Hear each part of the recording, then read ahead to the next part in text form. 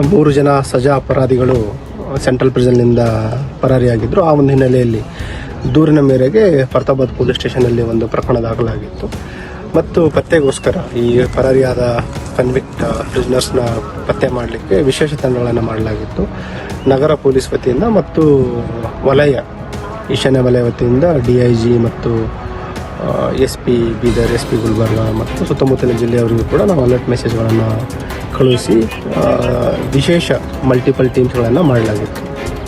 ಈ ದಿನ ಬೆಳಗಿನ ಜಾವ ಅರ್ಲಿ ಮಾರ್ನಿಂಗ್ ನಮ್ಮ ಟೀಮ್ ಮೂವ್ಮೆಂಟಲ್ಲಿದ್ದಾಗ ಫರ್ತಾಬಾದ್ ಇನ್ಸ್ಪೆಕ್ಟರ್ ಅವರಿಗೆ ಒಂದು ಕ್ರೆಡಿಬಲ್ ಇನ್ಫಾರ್ಮೇಷನ್ ಬರುತ್ತೆ. ಅದರಲ್ಲಿ ಏನು ಹುಮ್ನಾಬಾದ್ ರಿಂಗ್ ರೋಡಲ್ಲಿರುವ ಇಂಡಸ್ಟ್ರಿಯಲ್ ಏರಿಯಾ ಇದೆ, ಹುಮ್ನಾಬಾದ್ ರೋಡಿಗೆ ಹೋಗುವಂಥದ್ದು, ಅಲ್ಲಿ ಒಂದು ಸಸ್ಪೆಕ್ಟ್ ಏನು ಫೋಟೋದಲ್ಲಿದೆ ಅವರ ಒಂದು ಮೂವ್ಮೆಂಟ್ ಇರೋದ್ರ ಬಗ್ಗೆ ಒಂದು ಮಾಹಿತಿ ಬರುತ್ತೆ. ತಕ್ಷಣ ತಂಡ ಇಲ್ಲಿ ಸ್ಥಳಕ್ಕೆ ಧಾವಿಸ್ತಾರೆ.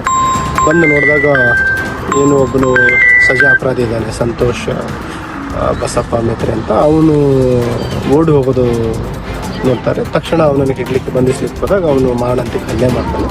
ಅದರಲ್ಲಿ ಅವನ ಹಲ್ಲೆಯಲ್ಲಿ 2 ಜನ ಸಿಬ್ಬಂದಿಯವರು, ಕಲ್ಯಾಣಿ ಮತ್ತು ಪ್ರಕಾಶ್ ಅಂತ 2 ಪೊಲೀಸ್ ಸಿಬ್ಬಂದಿಯವರು ಗಾಯಗೊಂಡಿದ್ದಾರೆ. ಮತ್ತು ಅವನ ಹಲ್ಲೆ ಮುಂದುವರಿಸಿ ತಪ್ಪಿಸ್ಕೊಳ್ಳಿಕ್ಕೆ ಹೋದಾಗ ಒಂದು ಸುತ್ತು ಗಾಳಿಯಲ್ಲಿ ಫೈರ್ ಮಾಡಿದ್ದಾರೆ. ನಂತರನೂ ಕೂಡ ಅವನ ಹಲ್ಲೆ ಮುಂದುವರಿಸಿದಾಗ ಸೆಲ್ಫ್ ಡಿಫೆನ್ಸ್ಗೋಸ್ಕರ ಮತ್ತು ಇವನು ಮತ್ತೆ ತಲೆ ತಪ್ಪಿಸ್ಕೊಳ್ಬಾರ್ದು ಅಂತಂದು ಹೇಳಿ ಅವನ ಮೇಲೆ ಫೈರ್ ಮಾಡಿದ್ದಾರೆ.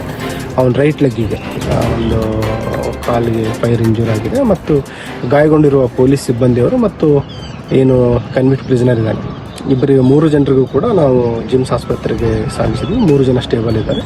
ಇದಕ್ಕೂ ಕೂಡ ಪ್ರತ್ಯೇಕವಾಗಿ ಒಂದು ಪ್ರಕರಣ ದಾಖಲು ಮಾಡಿಕೊಂಡು ತನಿಖೆಯನ್ನು ಮಾಡ್ತೀವಿ. ಬೇಸಿಕಲಿ ನಿನ್ನೆ ನಾವು ಏನು ವಿಶೇಷ ತಂಡಗಳ ಮಾಡಿದ್ವಿ, ಎಲ್ಲ ಕಡೆ ತೀವ್ರ ಶೋಧ ಏನು ಮುಂದುವರಿತಾ ಇತ್ತು. ಆ ಒಂದು ಹಿನ್ನೆಲೆಯಲ್ಲಿ ಎಲ್ಲಿಯೂ ಕೂಡ ಇವರು ಆರೋಪಿಗಳೇನಿದ್ದಾರೆ ತಪ್ಪಿಸ್ಕೊಂಡಿರುವ ಸಜಾ ಅಪರಾಧಿಗಳು ಯಾರೂ ಕೂಡ ಮೇನ್ ರೋಡಿಗೆ ಬಂದಿಲ್ಲ.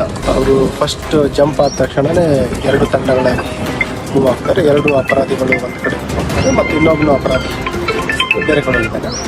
ಇಬ್ಬರಲ್ಲಿ ಕೂಡ ಮತ್ತೆ ಸ್ಪ್ಲಿಟ್ ಆಗಿ 3 ಜನ ಒಬ್ಬಂಟಿಯಾಗಿ ಮೂವ್ಮೆಂಟ್ ಆಗ್ತಾ ಇದ್ದಾರೆ. ಹೆಚ್ಚಿನದಾಗಿ ಅವರು ಏನು ಕೃಷಿ ಪ್ರದೇಶ ಇದೆ, ಅಗ್ರಿಕಲ್ಚರ್ ಲ್ಯಾಂಡು ಮತ್ತು ಹೊಲದಲ್ಲಿ ಅವರು ಮೂವ್ಮೆಂಟ್ ಆಗ್ತಾರೆ.